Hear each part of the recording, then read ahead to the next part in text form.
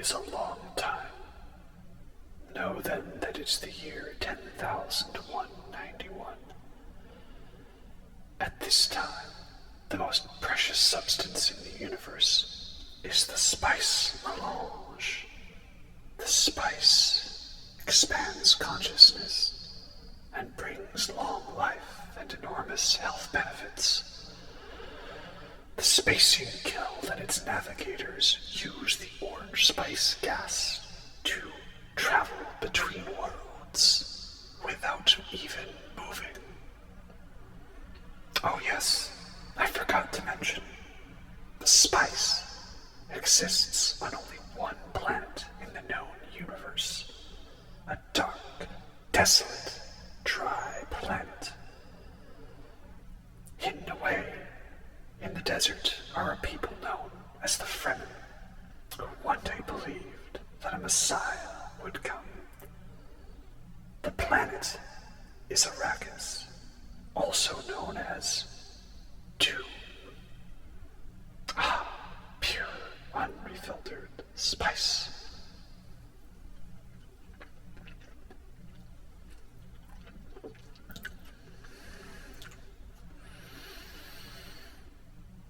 Why would I do that? That was a bad idea.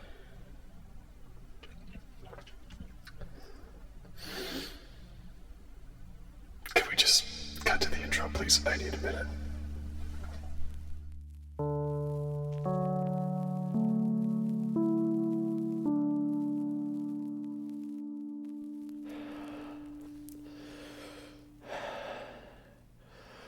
Hello, everyone, and welcome to the ASMR review show. I had this funny idea in my head. What if the spice was like hot sauce? And so I went with the last dab. Man, I should have just faked it. I shouldn't have done it for real. Anyway, so today we are talking about the big new sci-fi movie, which is of course Dune.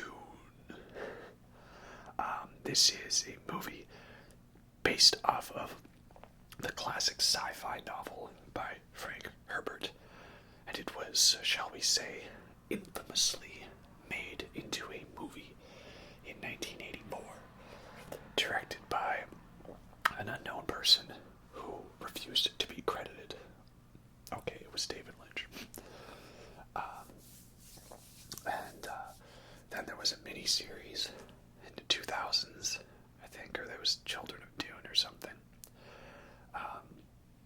And now we have a new movie, which is only part one. They didn't market it that way, but for those of you who were following along with the movie like I was, I knew that it was only part one. And in the actual movie, the title says Dune Part 1. So, the plan is I'm planning on talking about all of Denis Villeneuve's films. He's the director, because he's a great director, and I love every one of his movies for the most part.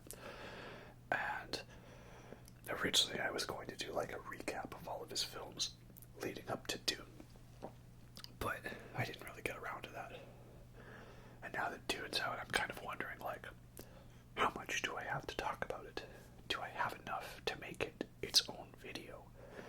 Or should I put it together in a video with all of his films? I'm undecided, so I guess based on whatever the title of this video is. And, oh man. This spice is extreme. I need a still suit or something. Yeah, we might have one part, we might have two parts. Who knows? So, let's just get going on it, shall we? So, a little bit about my history with the Dune franchise first. Because, if you go to watch this movie, you could be someone who has never known anything about Dune whatsoever. Or you could be someone who's like a mega fan that's read every book and seen every adaptation. So for me, I've seen the 1984 David Lynch film, and that's it. I have not read the book, the main book. I've not read any of the books, and I've not seen the miniseries or any of that stuff. But I know some of the things that happen in the book that are different from where the 1984 movie went. So I try to take that into account. But, maybe this film, the new one, didn't follow the book very well. And if it didn't, I wouldn't know that, because I never read the book. So when I talk about my critiques and stuff and what I thought of the film, keep that in mind, that I really enjoy the 1984 movie, even if it is quite flawed. I enjoy the charm of it, even if it is potentially a bad adaptation of the book. And I really, really enjoyed this new movie. It was a lot of fun, great visually. Denis Villeneuve really woke up with cinematographer Greg Fraser and was like, let's just make every shot in this movie like the most gorgeous thing ever, right? And it's also impressive how visually impressive this film is, when most of it is dry, boring, gray, desert, sands, and all that, It's kind of a thing of Denis Villeneuve's style, which I know for some people is going to be a bit of a turn-off. And that is that, I got this vibe from some of his other sci-fi movies, and it's on full display here. The way that he likes to do sci-fi is like minimalistic with little detail, but also massive. So you could have, a shot where there's like a very tiny person and then like a huge giant device of sort that has like 3 buttons on it. But it's like a mile high or something like that. Or a large cityscape where like everything is all one color. So it's like very polar opposite of the style of the 80s. Normally with 80s movies, and especially the 84 Lynch movie, it was like the idea was to make it as like random and elaborate as possible, with like a random set of buildings here and then like lights over here and just all over the place, everything like that. But this style is a little more deliberate, shall we say. And I know for some that's not really what they would want. It's funny how a lot of people are kind of dissing on this new adaptation for not being fun and having the charm of the original. And I get that, but also, like, come on, guys. Like, let's not try to pretend that the 84 movie is, like, legitimately good. There are a lot of things I like about it, but it is a very flawed movie, and I know that it kind of goes in the exact opposite direction of what the big themes of the book were going for. So I enjoy it, but let's not pretend like now that this new one's out that we actually love the original. That's always what happens when new things, entries into franchises or adaptations come out. Like, you all remember, don't lie, but everybody hated on the Star Wars prequels when they came out, right? Like, the visual effects aren't as good, the dialogue's bad, there's that dumb romance, everything's too overly choreographed, and, it's just bad, right? And that was the consensus. And, we agreed on some things we liked, the lightsaber duels, and, John Williams, okay, well, of course, John Williams, that goes without saying. I'm in. And then the sequels came out, right? And it was automatically like, oh, George Lucas this was like literally Stanley Kubrick. He had so many layers upon layers upon layers of themes and ideas. And oh man, weren't the prequels just so perfect? Like, I think all the prequels are objectively better than the original trilogy. And I'm like, you're allowed to have your opinion on that.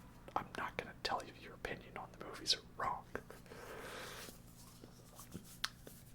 But also, so, I think, here's my prediction, is that like 20 years from now, they're going to make another set of Star Wars movies, and then all of a sudden everyone's going to come back to the Star Wars sequels and be like, oh man, wasn't The Last Jedi like such a cool, controversial movie? Man, they really pushed the boundaries with what you could do in a Star Wars movie for that one. Hey, Tars, why are you talking about Star Wars in a Dune video? Well, because Star Wars pretty much owes a lot of it to Dune, right? Sand planet, desert planet, spice mining, Messiah figure, sand crawlers. Like, obviously, Star Wars was heavily inspired by a lot of Dune's ideas, right? And hey, that's okay. You gotta take influence from somewhere. I mean, all my channel is just like all of those other YouTube review channels, but I said, hey, I'd talk a little softer in it and not yell. Because there's too much yelling on the internet. Everyone's so angry and yelling. And I thought, let's just take it down a notch, let's chill. Hey, it's going away. I'm getting better. I'm surviving. Hey.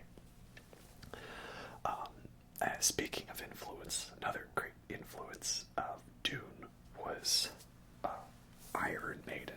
I got my Maiden shirt on because there's the Iron Maiden song "To Tame a Land," and that is like basically reading off the Wikipedia entry for Dune, and it's really cheesy, and I love it. It's such an epic song, especially because Iron Maiden doesn't do a lot of songs where they like have a second half that's like instrumental and different from the first one. There's only a couple songs I can think of where they do that. Maybe like Seventh Son of a Seventh Son. For the most part, it's normally like a long song has like, slow intro, verse, chorus, all that, and then the bridge or solo section, and then it'll go back to the chorus, and then back to that slow intro, but now it's the outro, right? See every single song on Senjutsu. But To Tame a Land I like because it's got that extra bit at the end, and it's just all instrumental, and it's a great song. So, I was making a Dune-themed playlist, listening to a lot of Dune-related stuff, getting the hype up for this movie.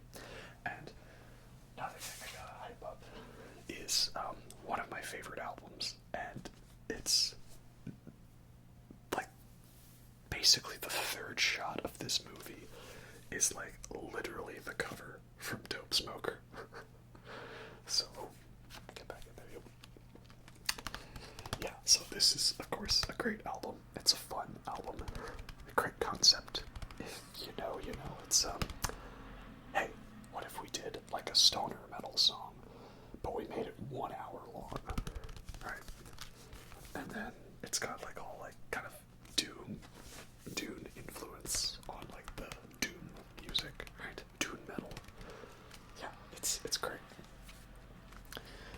So yeah, I'm watching the movie, and like, I'm like, literally the cover of Dope Smoker in like the third shot of the movie. It's wonderful. And then Sleep has another song called Giza Butler, where it just starts taking a bunch of Dune concepts and making them weed references. The Kwisatz Haderach, fields of Hashtaroids. He takes the Bong Jabbar, smokes the Muad'Dib.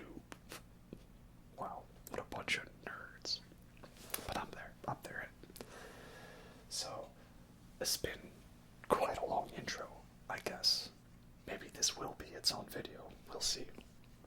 But of course, we need a good drink for this video. And what could be more perfect than talking about Dune Eclipse. Ah, yes. This is a new beer from my favorite brewery, Phillips. And it just came out in time to talk about Dune, so that's perfect. It's a black velvet stout. Golden ratios in perfect alignment, cloaked in a lunar shadow and hidden from the sun. Eclipse Smooth Stout delivers a dark roast coffee aroma and a silky bittersweet chocolate malt forward profile that is deep and complex, but sits light and dry on the palate. Savor the moment and sip an eclipse on the dark side of the moon. So we had to include this beer because, one moment.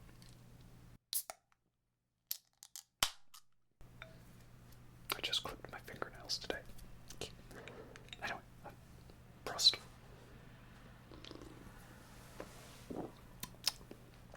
I also just wanted to wait until the hot sauce went away. The spice.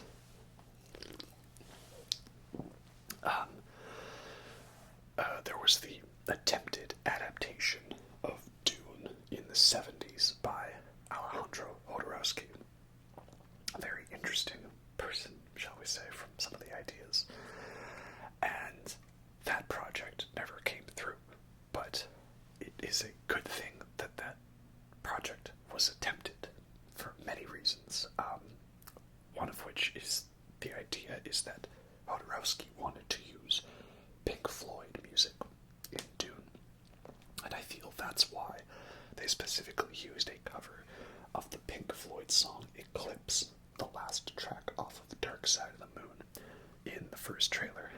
And oh man, when that first trailer came out and I realized that they were using Eclipse and the beat drops in that song with the visuals, oh man.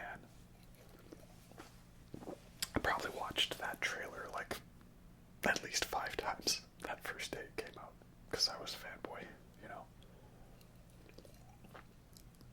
Because when we talk about all of Denis Villeneuve's other films, you know, you'll hear me say it, but like, he is legitimately one of my favorite filmmakers right now, and he did Arrival, and that movie was, you know, amazing.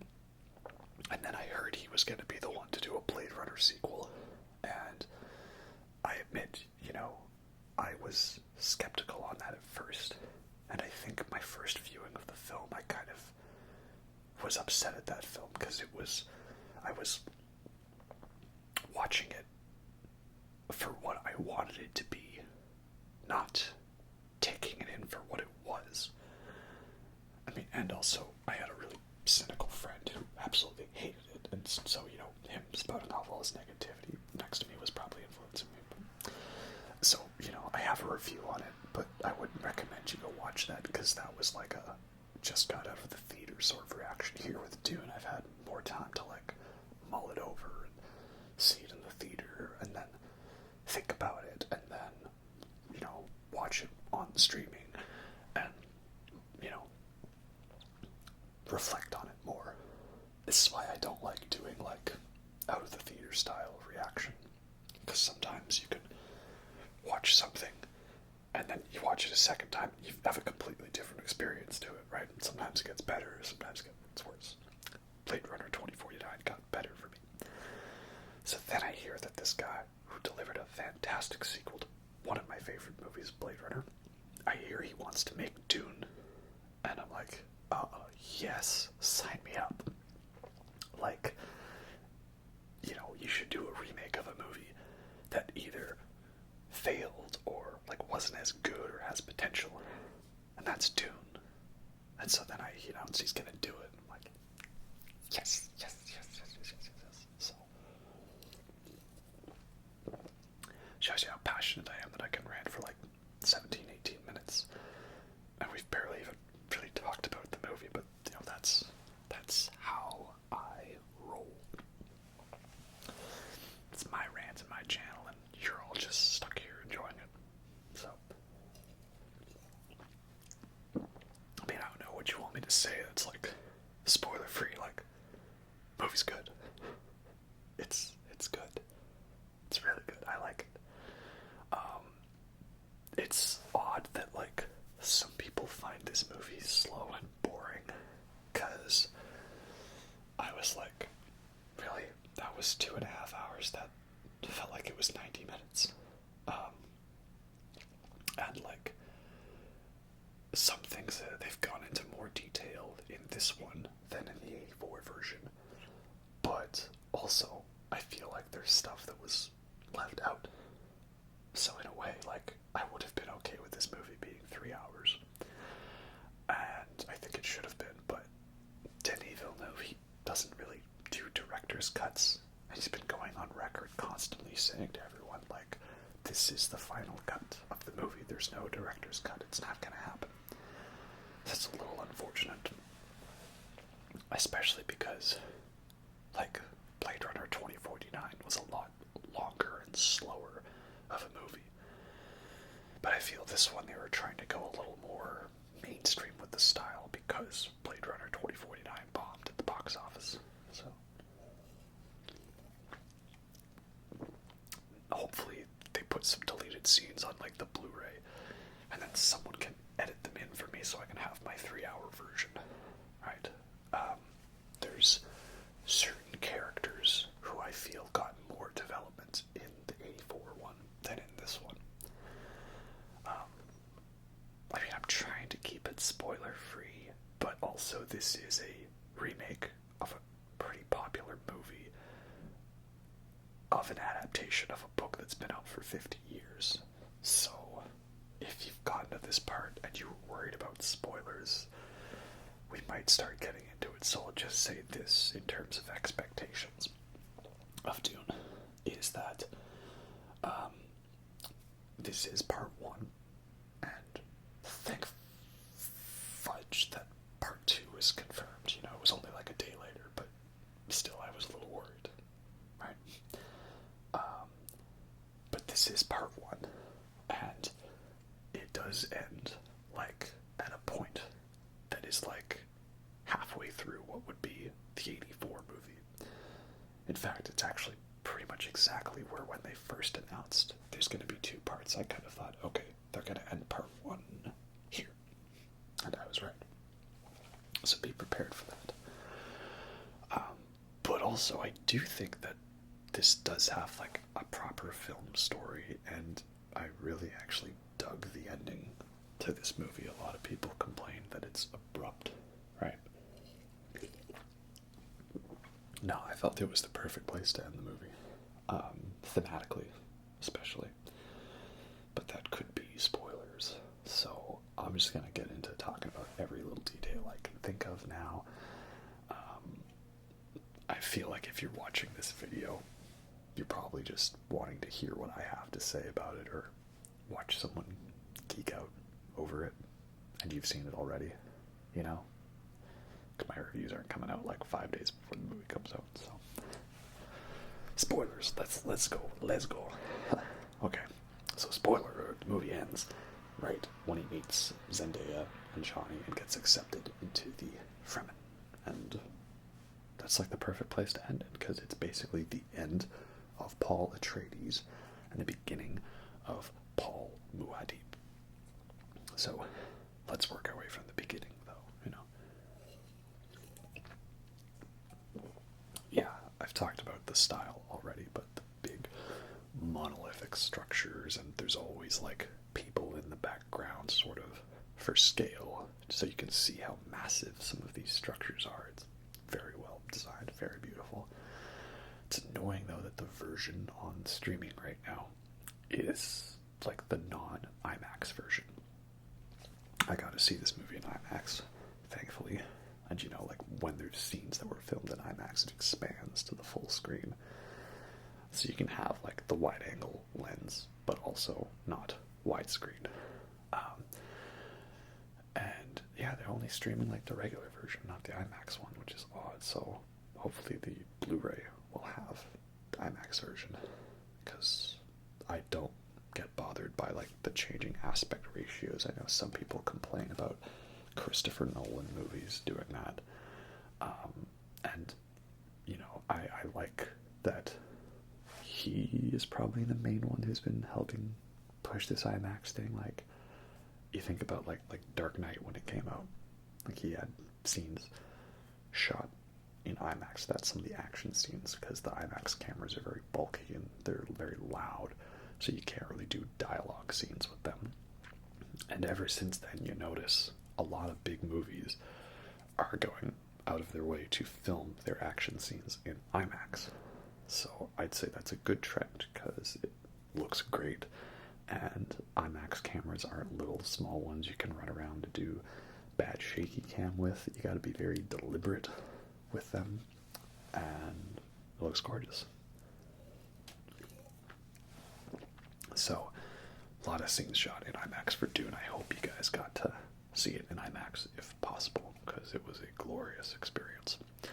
And of course, the other great thing that comes with IMAX is the sound and the score for this movie. Oh man, I was considering doing a top 5 favorite original scores video, and like, legitimately, when I was going through the candidates, I was thinking like I might have to put Dune 2021 already up here. Like, the score's just that good. Hans Zimmer, he's kind of become a bit of a meme to people these days, a bit of a joke with lots of over-the-top, you know, or lots of the sound.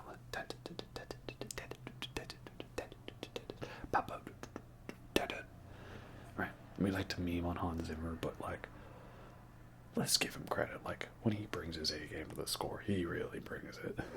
The other movie that just came out that had Hans Zimmer's score, which was really great, was of course No Time to Die. We're not going to talk too much about that. I really liked it, but I can understand why some people didn't like it. You know, I like when films do odd things, because I'm a hipster, right? I'm weird. But you can't deny Hans Zimmer score in that movie. Beautiful, right? But his score in Dune's what we're talking about. It's like so otherworldly. Like, it just sounds like something out of a dream, and so alien. Like, all this sounds like, I remember the soundtrack was out before the movie was out, and I was listening to the opening track, where it's like, you know, narrated by Chani, and we see, like, you know, the Fremen attacking the Harkonnen spice harvesters, you know, setting up the world. And I was thinking, like, this is the opening track. It's like literally just like a heartbeat, like boom, boom, boom, boom, boom. And again, Dark Side of the Moon reference with the heartbeat. And then there's like all these odd sounds, this like kind of like odd, like, how can I describe it? It sounds to me like very large cables clanging each other. And then there's that the Harkonnen drum beat.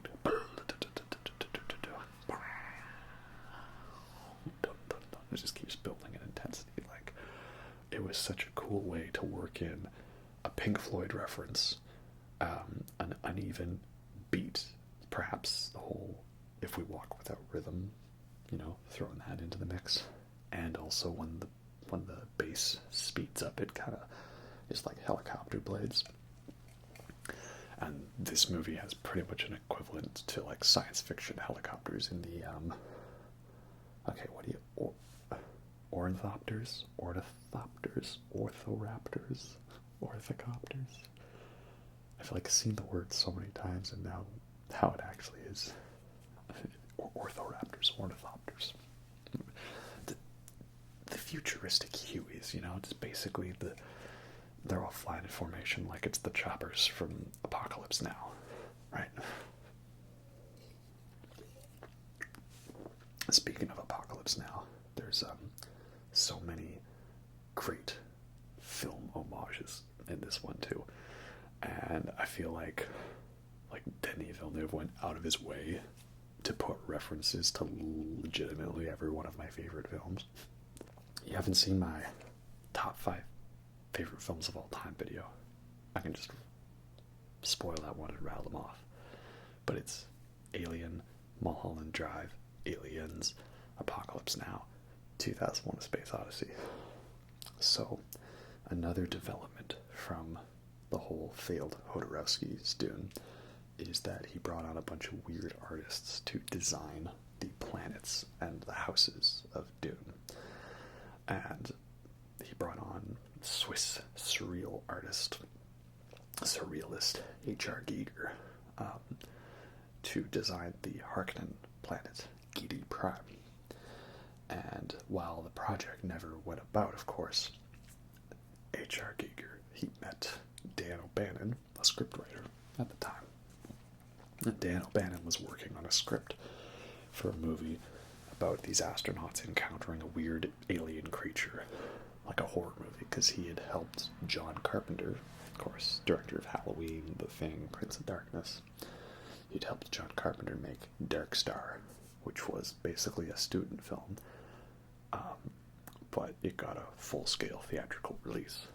So it went from the most impressive student film to the least impressive theatrical film. Dan O'Bannon was working on a script that was basically Dark Star, but serious, with some kind of a, unknown organism in it. And when he saw H.R. Giger's artwork, he saw the picture Necronom 4 in the book The Necronomicon, and decided that's going to be our Alien. And of course, that became the movie Alien, and the rest is history. So if we didn't get Jodorowsky's Dune failing, we wouldn't have gotten the success of Alien. And Alien also owes its success to Star Wars, because the script had been submitted, but it wasn't, greenlit. And then after Star Wars became such a huge hit, immediately 20th Century Fox was like, we gotta do more sci-fi. And the main script they had that was a sci-fi script was Alien. And that's how it got greenlit. And then, of course, funny enough, that Star Wars owes its creation with Tatooine and all that to Dune. So, Dune split up into different influences and then met back up to make Alien. And then, in terms of the cinematic influence, I like that basically in this movie, I felt like they just said, we're going to redesign the Harkonnens a little bit and redesign Giedi Prime a little bit. But, screw it. Let's just keep it looking like everything's designed by H.R. Giger. I'm like, good choice. Good choice. The first shot of Giedi Prime, I was like, legitimately, sort of doing like a little in my seat, because I was just like, oh, they're still doing the H.R. Giger stuff, yes. But it still has its own look to it, which is great. Then I love Mulholland Drive. That's a David Lynch movie. The 84 movie was a David Lynch movie, and this one has weird dream sequences that are kind of like foreshadowing, but also in a unique way. Like Paul has a dream about meeting Chani and getting stabbed, but it's not about that he got stabbed, it's about that he was given the knife, given the crisp blade. And then also this idea that he is going to be killed in the duel. It's not that he is going to die in his duel, it's that he is going to take another man's life, and therefore he is in a way symbolically killing his past self. He is killing Paul Atreides to become Paul Muad'Dib, the Lisan al-Gaib. I feel like with this one, they went much more out of their way to bring forth the Islamic, Middle Eastern influences on Dune.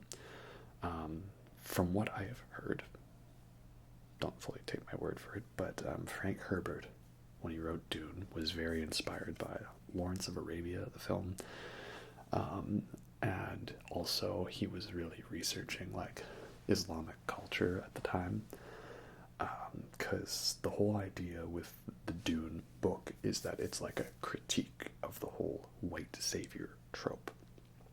You know, and if you just watch part one and you don't know much about the whole history of that, you might kind of think that Dune is a white savior thing.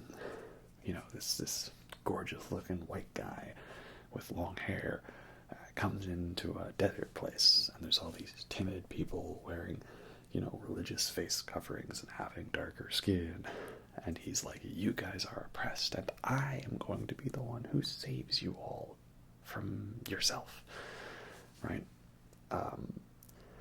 And that's kind of how the 84 movie plays out, minus the darker skin, because everyone in that movie is white and ginger.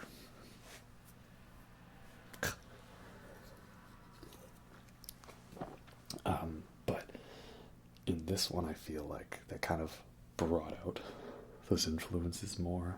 The pronunciation of words, the casting of much more of a multicultural cast.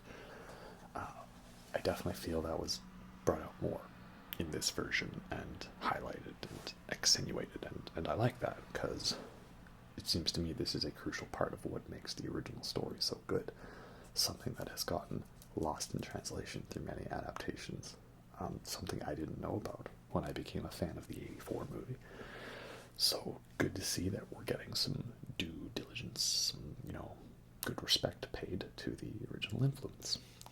So basically I'm excited because if part 2 goes the way it goes, then that's basically going to be like Godfather part 2. Like, we're going to have Godfather Part 1, which is, you know, the rise of Michael Corleone. And then in Part 2, that's where it's like, okay, he's in power, and now he's a ruthless, evil bastard. Right? And it even works that way, too, because in Part 1, we have the big father figure, Marlon Brando, you know. That I cannot do. No mess with the family. And then he dies partway through, and then we have his son rise up and take over his business. And that's Godfather Part 2. And then there's Godfather Part 3, which is a movie. You know, side rant. Because that's what I do. I do side rants. I actually enjoyed Godfather Part 3. I didn't hate it. But that's also because I watched the new edit, the Godfather Coda version. And I don't know how much was different in that. I know they changed the ending slightly, because I had seen the original Godfather Part 3 ending. So the ending's different there. But in terms of the rest of the film, I know they took a scene from the middle and they put it at the beginning. That's all I really know. But I don't know, I didn't hate it.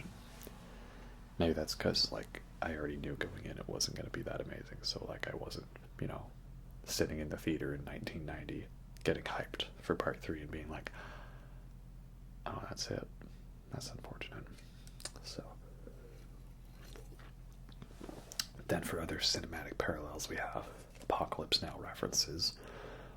Obviously, there's all the choppers flying in formation with the ornithoraptor copter things. But also, pretty much I feel everything to do with the Baron Vladimir Harkonnen. Oh, I said Harkonnen.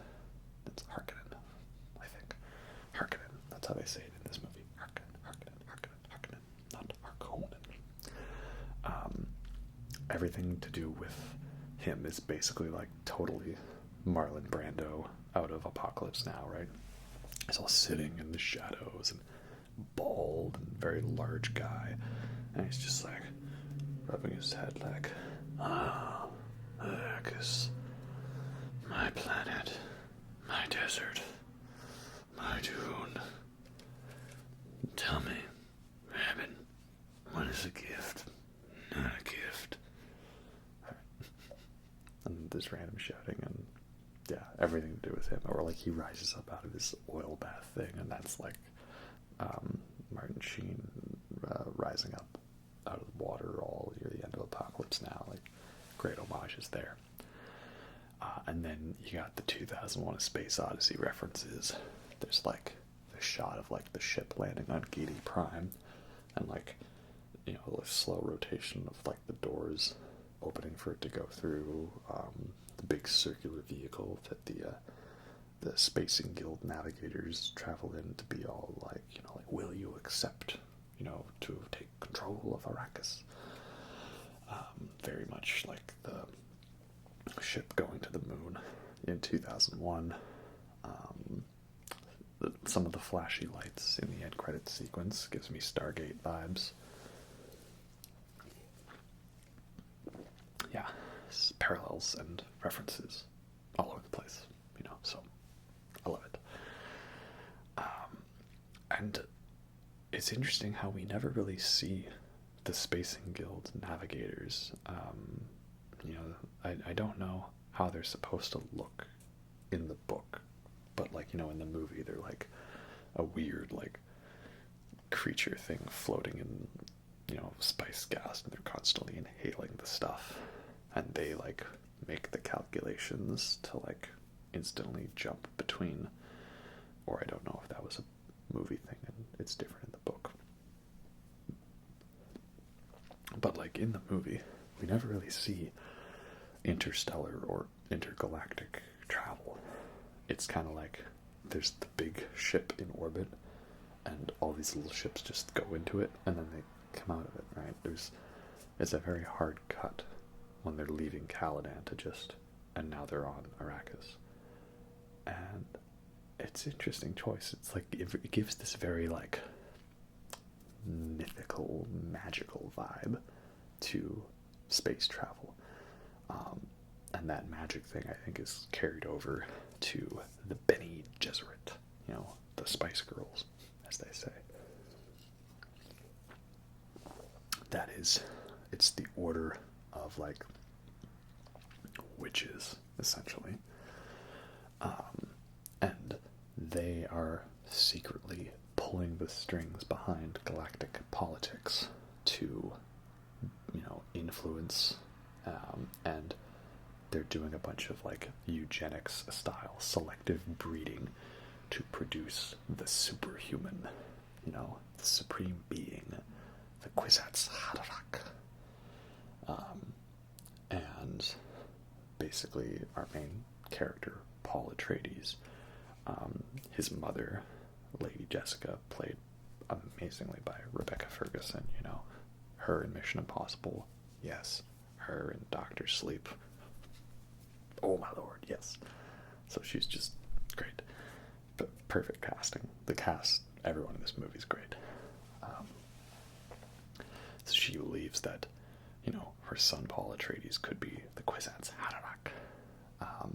And that's kind of leading into the whole, you know, critique of the white savior trope, because the idea is not that Paul is actually the right person to save the Fremen and bring peace to Arrakis.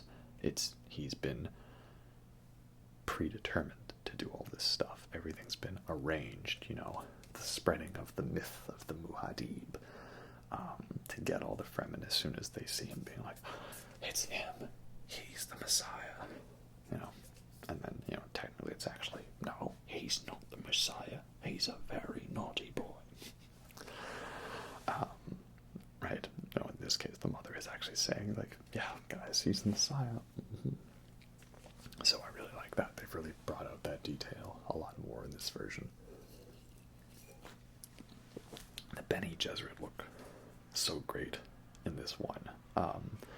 You know, like them coming out of the spaceship in the middle of the night, the rain, and like, you know, cloaks billowing in the wind, and I almost kind of thought, like, are they doing some real sick Journey cosplay?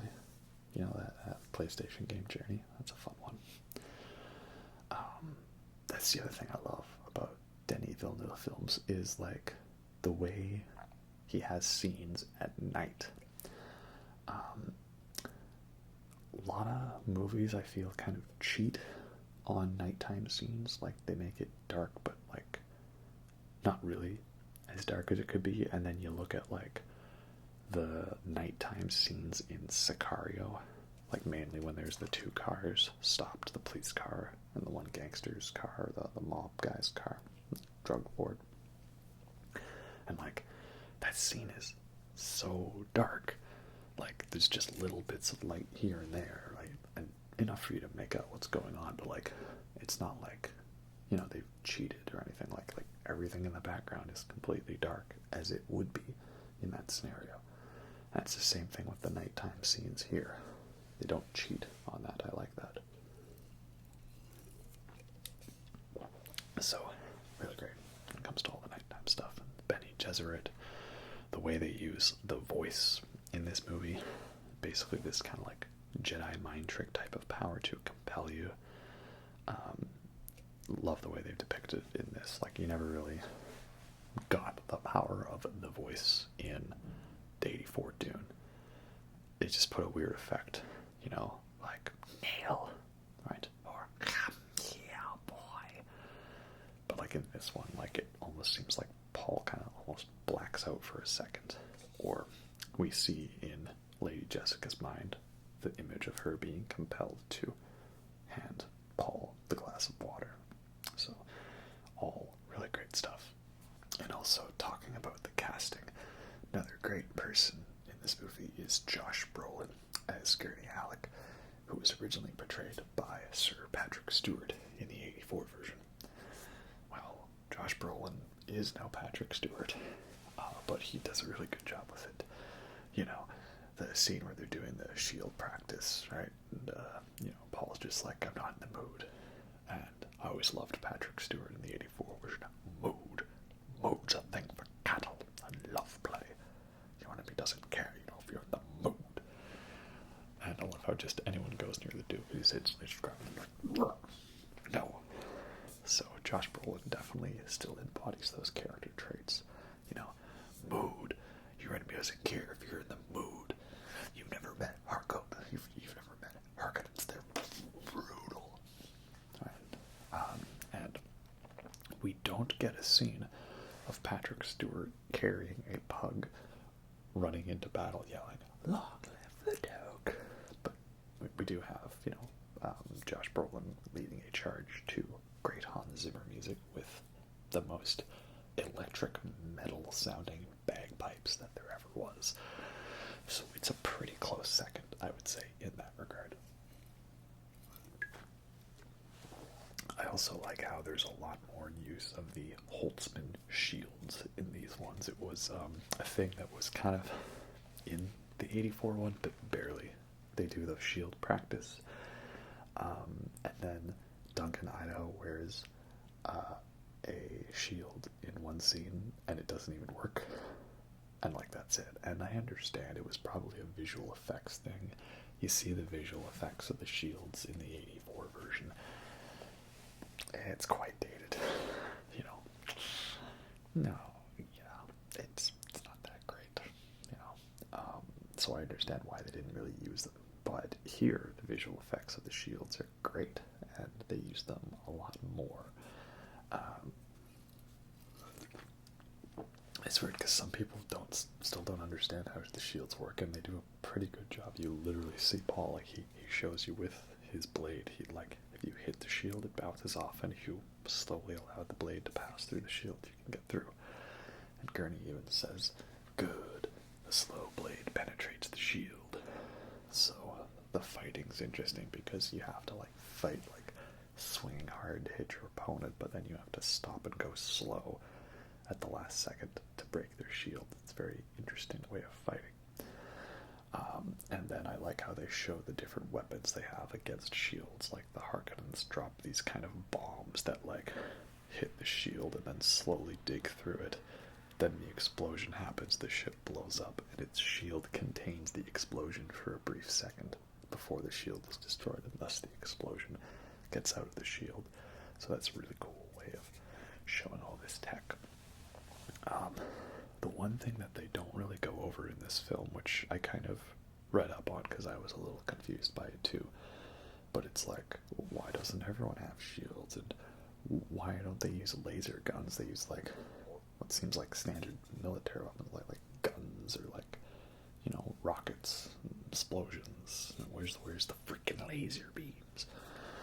Well, I guess that's because if you shoot a Holtzman shield with a laser beam, it like essentially creates like an atomic reaction, like a nuke going off. Very dangerous and unpredictable. So it's kind of like a sort of against the Geneva Conventions kind of thing, I guess. That's why they don't really use lasers.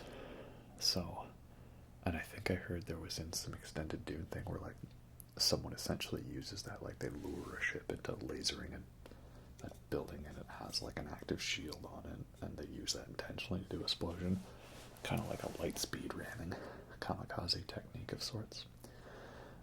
But that's not really brought up in the movie, so you might be confused on that, and that's what that is. I also like how, so in the 84 version, Duncan, Idaho, he's barely in it, and he gets killed during the first big battle by getting shot with this kind of weapon, where like it's a needle dart that like hits the shield and then slowly digs its way and penetrates it. And I like how I knew that Duncan, Idaho, he doesn't actually die there. And I guess he also is in like the other books. So I remember I was talking with a friend. We were talking about the 84 movie, and he'd read the book, and he says like Duncan, Idaho, like he dies, but then like comes back to life, but like as, I don't know if it's as like a Frankenstein type monster, like all like, you know, amalgamation of sorts, or if he comes back as like a head in a jar sort of thing. But like I've heard he comes back somehow, and I don't know how. But in the 84 version, they kill him off with one of the laser darts. And so I thought it was funny that like here in this movie we see he gets shot at with one of those, and like right as it's about to pass through the shield, he just knocks it away. I almost feel like that was deliberately the movie showing like, that's not how it happened. This is how it happened. And then Jason Momoa gets to be a total badass, so you know. And he might not have the beard for the whole movie, but when he does have that beard, so yeah, I like that addition. Liet Kynes. I don't know if it's Dr. Kynes.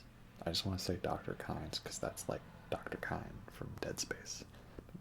Liet Kynes is a Fremen, and they've swapped the character's gender in this one. Originally, the character was male and performed by Max von Sydow. He's really great. You know, blessed be the Maker, blessed be his water. What's that you're saying? Nothing.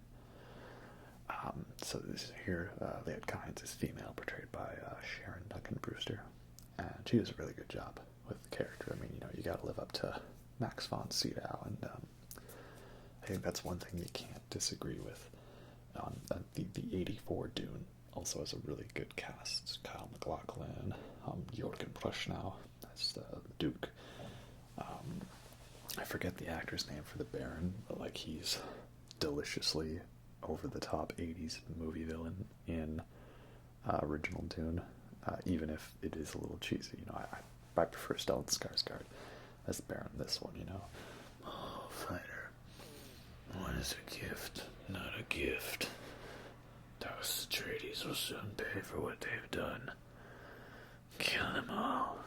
Like, I like that more than, as much fun as it is, more than he who controls the spice controls the universe. And you know, you had Brad Dourif as Piter Doris. He always plays a weird, creepy, meddling guy, and he has the perfect trilogy of weird, meddling guys. He's got Piter Doris in Dune, Dr. Gedman in Alien Resurrection, and Grimer Wormtongue in Lord of the Rings. So, who better than to replace him than the current new weird, creepy guy? Is it David Dastmalchian? I don't know how you say his last name, but I first noticed him as like weird, creepy guy in Prisoners, and then he was a weird, creepy guy in Blade Runner 2049. And I think he's in the new Suicide Squad movie, but I haven't seen that yet. And now he's the weird, creepy guy in Dune. So he likes playing weird characters, and he's such a good job at it, you know? Like, don't be sure it's of love. And like one of his eyes blinks, and one of them rolls the other way, like some weird thing. Because he's one of the mentats, the human computers, like a Thufir, mentat for House Atreides. And from what I've heard, I guess the idea is that like there was a big AI type rebellion of sorts, or a synthetic uprising, and so all like computers and AI are like outlawed, and so instead of having computers to do calculations, they have like people who are trained, the mentats, basically trained to do calculations. So that's why there's a scene in the movie where it's like, how much would this jump cost them? Thufir's just like, it would cost them this many solar units. So that's a pretty cool thing. As cool as it is, though, to see Brad Dourif, you know, despite the juice that I set my will alone, the lips become a stain, the stains become a warning. I despise Safu that I set my will marked. You know, so that's all great stuff. And then the only character, though, who I think was portrayed better in the 84 version compared to this one is Dr. Yui. Also, R.I.P. Dean Stockwell, original actor for Yui, who I believe just passed away. Yui is a character who doesn't have too much screen time in either version, but he plays a very pivotal role, as he's the catalyst for the whole betrayal of House Atreides being taken over by House Harkonnen.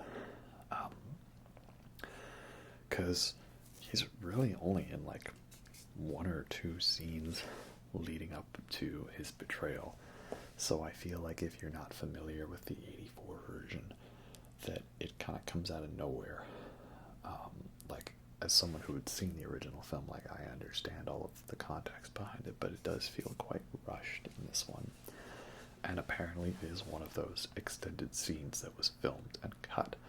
So again, this is why I really hope, if we don't get an official extended cut, like, we could get those scenes released on the Blu-ray, and then someone could do a fan edit of them. This whole thing with Yui's character is that he's like, you know, a servant of House Atreides, and he's got like the mark on his forehead. There's the Imperial conditioning. And, you know, he's sworn an oath, and so the fact that he betrays them is very big surprise. Like how did the Baron break his Imperial conditioning? And the whole thing is that, like, the Harkonnens have, like, either taken, captured, tortured, or killed his wife, and they've, like, tortured him as well, and it's broken him down so much that it's not that they broke his condition so that he will follow them and betray Atreides. It's that they broke him down so much he has not but any other desire than to kill the Baron, and he will do by any means necessary, including breaking his conditioning to betray Atreides, if it means he can give the Duke the tooth that he could use to blow out the poisonous gas cloud to kill the Baron. So that all is kind of really overlooked in this version. So again, extended cut, or at least release the deleted scenes, please. There's this other scene that people keep going on about a dinner scene, and I haven't looked into what that is, because I might want to read the book eventually. And everyone talks about, like, oh yeah, they cut the dinner scene. Oh man, the dinner scene would have been so cool. Oh man, the dinner scene's so important. And I'm like, I don't know what the dinner scene is, but, you know, this could be something interesting. So that would be nice to see. I also feel that, like, the Baron gets a little away too easily with doing the whole, like, say something vague that someone agrees to, and, you know, what, I said I would do this. Like they say, like, promise me you won't harm them. And he's like, I swear that I won't harm them. But my lord, you gave your word to the Bene Gesserit witch. Oh, I said I would not harm them. but the desert's a cruel place. You know, like some kind of Batman logic, like, didn't kill him. And then later, like, alright, I promised I would set your wife free, that she would share the same fate. Oh, bro, you agreed to that deal? It's like, you do realize he means set you free by death.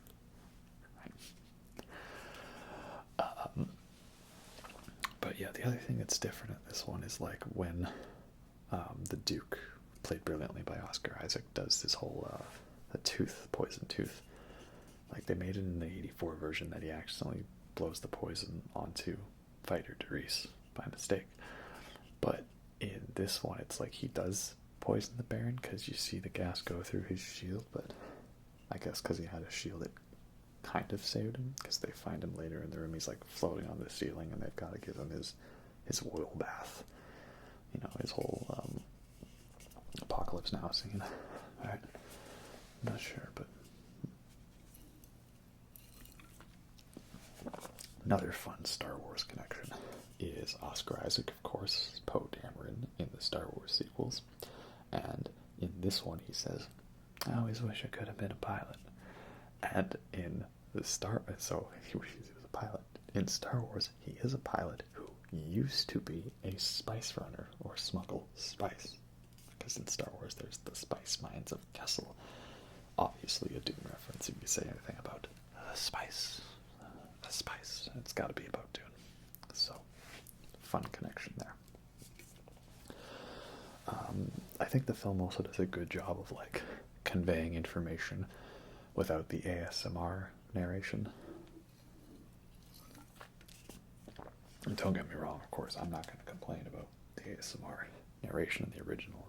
It's very fun, right? Especially, you know, all the bits like Arrakis is calling, you know, something like, there's the mark of the Imperial conditioning. I must warn you, you are in grave danger. The beginning is a long time. The planet is Arrakis, also known as Dune. What are some of my other favorite lines? You shall know your ways, as if born to them. Yes, perhaps you would at that. What's wrong with Kearney? He's really trying. He's not faking this. The tooth. Remember the tooth. Yeah, so I have fun with the 84 version ASMR narration type stuff, but you know, I understand why they didn't do it for this one. They did a good job of conveying all that info, though. And even the scenes that I really like in the 84 version, those scenes redone here really well. Like the whole bit where they fly out to like observe the spice harvesting, and like the spice harvester is gonna get attacked by a worm, so they go to try to escape, but then they have to like help the crew on. Like they did a really nice job with that. I think it would have been funny though if Denis Villeneuve had a cameo as a guy on the spice harvester, because it would be a callback to David Lynch having a cameo as the guy on the spice harvester in the 84 version. And man, what a great scene. Like I love the scale of the ways everything's shot. Like first you see the machine, then you see people next to it, then you see the entirety of the horizon literally erupt as the worm's coming through, and the ground's shaking, and the Hans Zimmer score is going off. It's just magnificent. All right, you experience it. You really feel it, you know. So very great. But yeah, I think it's funny how people can say this movie is boring when, like, I think it was very fast and it could have been longer, you know. But that's me. I like all my slow, boring movies where nothing really happens and they have abrupt endings. That's just every one of my favorite movies, right?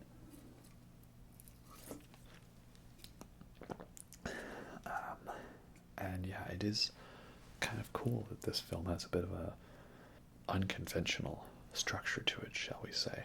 Like, typically in a movie, you have like small battles in the middle, and then you have a big finale with like explosions and, guns and lasers and death and conflict and heroism and all that.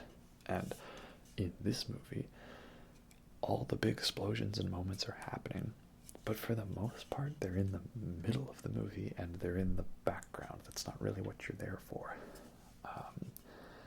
And the end climax is just, I don't know, two dudes trying to shank each other with little knives, right? Little shivs, right? So I like that unconventionalness to it. Yes, I like that it was different. So that's pretty good. Like, I'm really glad this movie did well, but also it is a little bit of a tricky one because you'd be like, okay, so it's a space movie. Like, okay, so it's got like outer space battles and stuff, right? Well, no. Like, oh, okay. Oh, but it's got like sword fighting stuff. Yeah, but they're very brief fights and they kind of are in the background. They kind of don't really mean much. Oh, okay. Well, it's got a lot of like political intrigue to it and stuff like that. Yeah, sort of. It's like these guys want the place that has the oil, the spice, and these guys want it, and they fight. Oh. Okay. Well, surely it's got all of these deep themes of, like, the danger of the savior character and martyr complex and all these things, and, a critique on, like, perhaps the modern-day Americanizing influence in the Middle East and Islam and all that. Yeah, that's kind of there, but we'll expand upon it in the sequel. Oh. So what does this film have, then? I don't know, it looks really pretty and stuff, and, you get to see lots of shots of the desert. So that's enough to sell me. That's kind of a hard sell for your average moviegoer. Like, I've already talked to people who are like, yeah, that movie was boring, nothing happened. Right? Like, it's not an action movie. It's like hard sci-fi, which can escalate to action and adventure and thrills and chills and all that stuff, but that's not really what you're there for. You're there to see a cool world and follow characters around, and that's how it is. So, I can understand it being a tough sell for people. But it's okay, because they greenlit part 2. Part 2 were good. Also, not too many sandworms in this one, but when we do, Liet Kynes' great death scene, by the way, which apparently is different from their death in the book. But, they're stabbed, and as they're about to die, they say, I serve one master. His name is Shai Hulud. And then she, like, pounds the ground, right, and calls the worm to them. They gobble her and all the Sardaukar up. Sardaukar, these guys are badass. They don't really show that in the 84 version. Ember is just like, I've given them 3 legions of my Sardaukar terror troops. But, like, what makes them scary? And you see the planet where they're trained on, where they're just all standing out in the rain. Well, there's this dude all beatboxing. Boom, boom, boom. And then there's, like, either their victims or the soldiers that weren't good enough, and they're just all, like, strapped partially upside down, like blood draining out of them, and that blood's then used in bowls to, like, mark them. Great stuff. I probably should have mentioned this near the beginning, but it's just coming to me now. I love the opening, not the opening scene, not the opening music, but it's before anything happens in the movie, before even the studio logos. Just in the dark, there's that Sardaukar chant. Dreams are messages from the deep. Bow, bow, bow. Some Mongolian throat singing sort of thing. Just really kind of like hits you right off, like, we ain't even started yet. Okay, we're in for a ride. I don't know. I think that's going to be quite iconic. Well, before even the logos come up. It's great.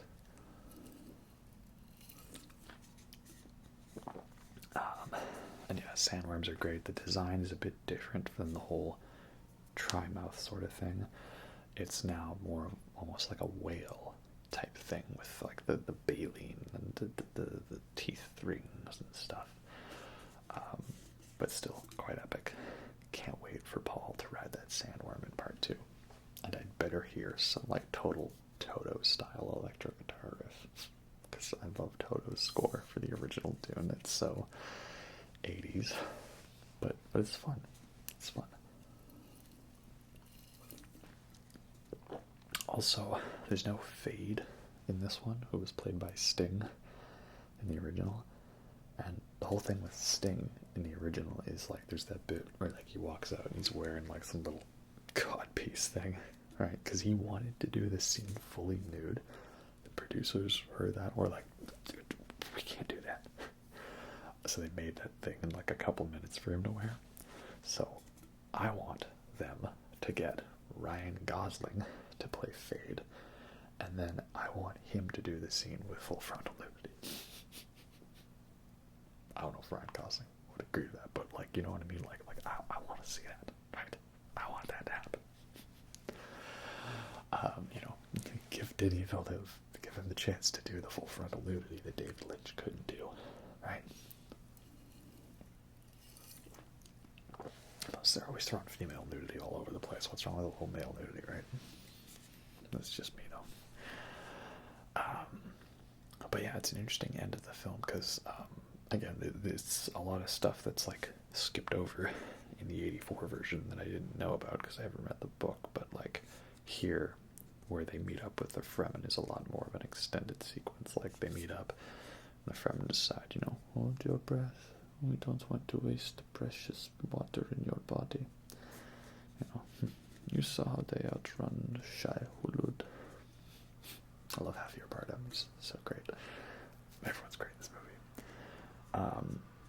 So they prove themselves worthy by, you know, Lady Jessica putting up a fight. But then there's the one guy. What was his name? Jarvis? Jarvis. Is it Doxum? Jarvis. He questions their power, and so Paul has to fight on Jessica's behalf as her champion. And he's trying to fight not to kill. Is his name Jarvis? It's not Jarvis, but yeah, I mean the guy he fights the duel with. And it's probably the only name I don't remember because that character isn't really in the '84 version, which I'm more familiar with because I've seen it more. But he has his duel and then sees himself die. But again, it's not about that he actually dies in the duel. It's his former self is killed because he, by killing a person, has killed his former self of Paul Atreides and accepts his role as the Messiah, the Lisan al-Gaib, which is Muad'Dib. That's not an invention of the movie. That is like, because he's not really referred to as Muad'Dib in this one. He has so many names that I think about it. Like this is Paul Atreides, who is potentially the Kwisatz Haderach, the super being, who is given the name Usul and shall be Muad'Dib. But then also in this movie they refer to him as the Lisan al-Gaib, and I'm guessing that's a term that was in the book that they didn't really use for the film, the '84 film, because again the '84 film seemed to kind of downplay the Arabic Islamic tones to it, right?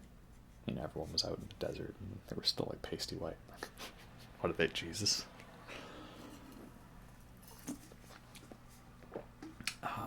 But yeah, so he has his duel, and then I don't know, people complain about the ending, but I think it was the perfect place to end it. Like, it's the end of his arc as Paul Atreides in this film, and now he's a new person, right? And, you know, he just makes a quick little speech about how we're not going to escape, we're going to rise up the Fremen, and he was scared to accept this role when he has his spice visions of the future and sees himself, like, on the Atreides ship over Caladan as, like, you know, Michael Corleone all standing there menacingly with the blue eyes.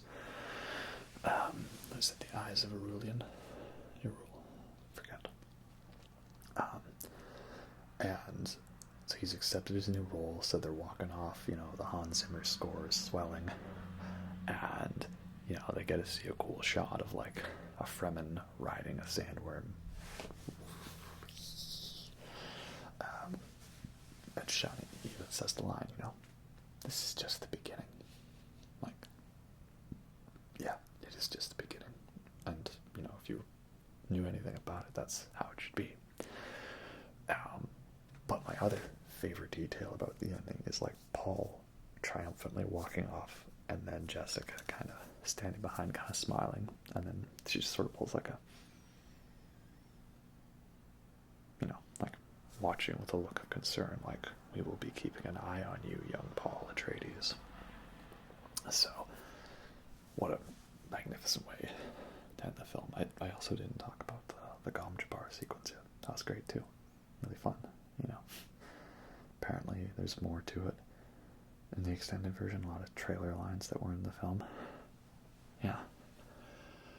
Wow. Okay, so I have made the decision, the executive decision, because this is my channel, that this Dune review is going to be its own video, because, wow, we're pushing like, what, 70, 80, 90 minutes already? Yeah, and I'll talk about all the other Denis Villeneuve films in another video, just mainly about him, you know, and then we'll have 2 videos that no one's gonna watch. Anyways. So yeah, I really love Dune a lot. Is it my favorite film of the year? Ooh, that's a tough one. There's been a lot of really good movies this year, actually. Like, I was already thinking I need to make a top 5, and now I'm like, man, do I have to make it a top 10? Like, I don't know, in terms of what's my contender for favorite, I think this might be my favorite, but the others that I really loved were The Last Duel, which nobody saw, and I really loved The Green Knight, but I need to watch that one again. That's a good one, worthy of a second watch. Yeah, so many great things, and then we still got other movies that at the time of filming this haven't come out yet, like House of Gucci, Spider-Man No Way Home, Matrix Resurrections, and I'm sure there'll be a couple other, like, those real Oscar baity type movies that just sort of pop out of the blue with no marketing and then get nominated for all the awards. So yeah, there's a lot of great stuff coming out, which is good. And part 2 is going to start filming next year, so I'm really hyped for that. Yeah, so I love this movie. Even if it is only part 1, I think it works complete. My really only criticism of it is the bits where the 84 film had more development than this one, mainly with the Dr. Yuhi stuff. And that I think that it would have totally been okay if they like slowed this movie down out to 3 hours and let it build more and showed more. But, you know, is that really a complaint when you say that there's nothing wrong with this, you just want more of it, right? Like, if you're given a very small slice of a really delicious piece of cake, and the only thing bad you could say is, well, I wish I was given a second slice of this cake, or maybe a larger slice of the cake. Is that saying it's a bad cake? No, it's saying you really love it, you just wish there was more of it, right? So, yeah, I've probably still forgot about things to say, because that's how I am with these sorts of things, but yeah. Anyway, for those of you who are hoping for a Dune video, here you go. I hope this was what you wanted. Yeah, I don't know. I'm sure everyone who wanted to see this movie's seen it by now, so it's not like you need me to, like, you know, like, is it good? Is it good? Or should I watch it? Yeah, of course you should go watch it. It's a new sci-fi film by Denis Villeneuve, you know. Of course, you adult. Go watch it. But yeah, really loved it a lot. Great film. So many details I like. Gonna watch it many more times. Here's hoping Part 2 delivers on the Godfather Part 2 promise, per se. And yeah, I guess I'll get to work then on doing the All Denis Villeneuve's video. All Denis Villeneuve Films video. Because that's what this is gonna be. And then I underestimated how many things I had to say about a random sci-fi book that was turned into 2 movies. Yeah. Anyway, you all enjoyed that. Enjoy some good spice in your life. And yeah, I'll see you next time when we talk about all of Denis Villeneuve's films. So, I hope you all enjoyed that.